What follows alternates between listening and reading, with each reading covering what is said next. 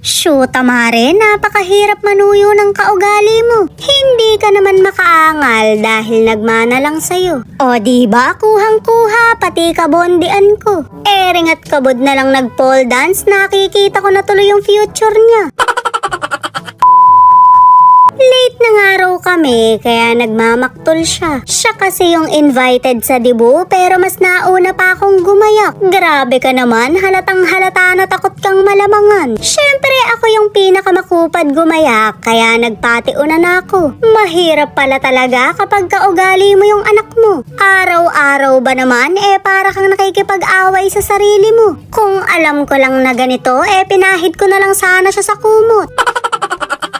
Ako naman ba'y papayag na hindi siya maggaganda-gandahan? Syempre pang madiinan yung outfit niya dahil alam kong takot siyang maungusan. Ba't ko alam ako yung pinagmanahan? Dapat kasing hindi mahalata sa itsura na magsasharon ka ng lumpia. Dapat mukha tayong babaeng marangal para hindi tayo pagtaguan ng balat ng lechon. Ang dadamot kasi ng iba dyan, kumunat sana.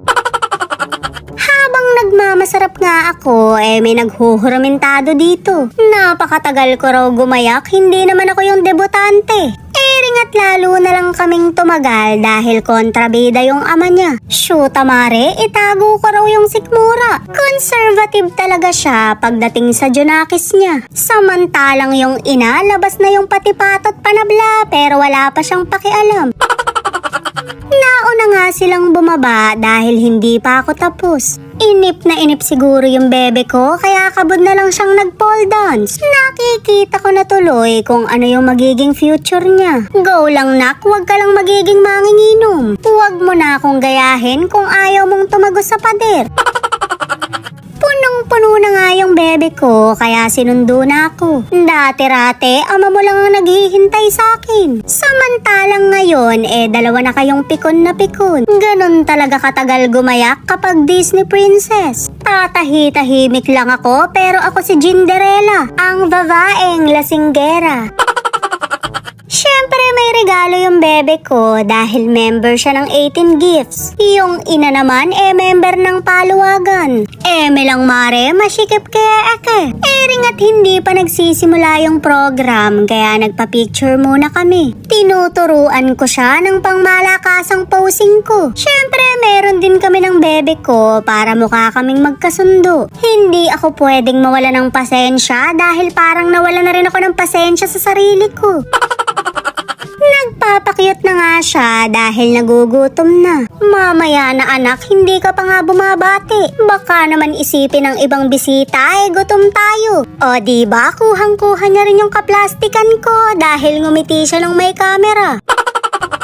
Siya na nga yung tinawag kaya babati na siya. Medyo naiyak nga ako dahil nakakatouch yung wish niya. Masabihan ka ba naman ng mabuhay ka hanggat gusto mo? Tatahi-tahimik lang yan pero gusto nang sumibak ng lechon yan. O diba, buhay na buhay talaga ang ulo. Hindi magugutom to dahil marunong na sa buhay. Huli, unang-una sa pilahan. Kita mo nga naman ang buhay, dalawa na kaming magsasharon ngayon. Medyo nahihiya-hiya pa siya pero masasanay din yan. Ganyan din ako Mare nung unang balot ko sa ulo ng lechon. Hindi ko nga pinatawad maski yung mansana sa bibig. Napakasarap talaga ng kain pagka libre. Kaya naman nagpapakabait ako para may mag-invite sa akin. Kung hindi ka na i-invite Mare, magtaka ka na.